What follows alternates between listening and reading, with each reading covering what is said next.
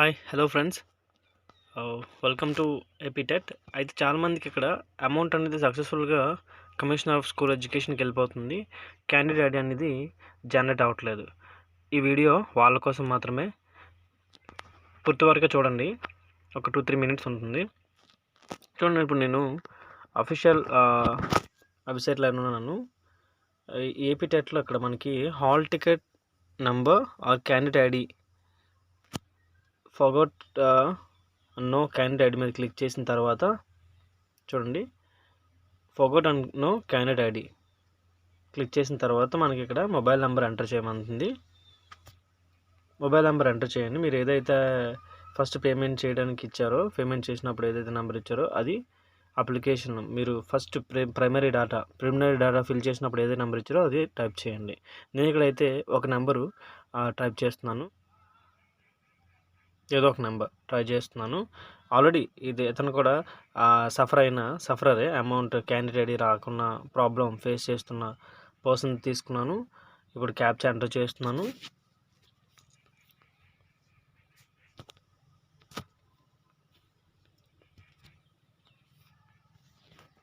So captcha అయితే enter చేసి ఇప్పుడు నేను గెట్ డీటెయిల్స్ మీద క్లిక్ చేస్తున్నాను. సో ఇలా లోడింగ్ అయితే అవుతుంది. సో ప్రతి ఒక్కరికి కూడా ఎలా చూపిస్తుందంటే, నాకు ఇప్పుడు మీరు కామెంట్ బాక్స్లో కామెంట్ చేయండి. ఇలా లోడింగ్ అవుతూ ఉంటుందంటే today is the 18th dead line. ఇంకా ఎవరైనా క్యాండిడేట్ ఐడి రాలేని వారు ఉంటే ఖచ్చితంగా నాకు కామెంట్ చేయండి. కామెంట్ చేస్తే మీ తరపు నుంచి నేను గవర్నమెంట్కి అయితే ఖచ్చితంగా నేను సెక్రటరీకి ఫోన్ చేస్తాను. ఫోన్ చేసి మీ యొక్క అమౌంట్ని డిడక్ట్ అయ్యేటట్టు, రీఫండ్ వచ్చేటట్టు, అలాగే మీ అప్లికేషన్కి టైం గడువు రావడానికైతే నేను నా యూట్యూబ్ ఛానల్ నుంచి నేను మీకు సాయం అయితే చేస్తాను. కాకపోతే మీరు కామెంట్ చేస్తే ఎంతమంది ఉన్నారో నాకు తెలుస్తుంది.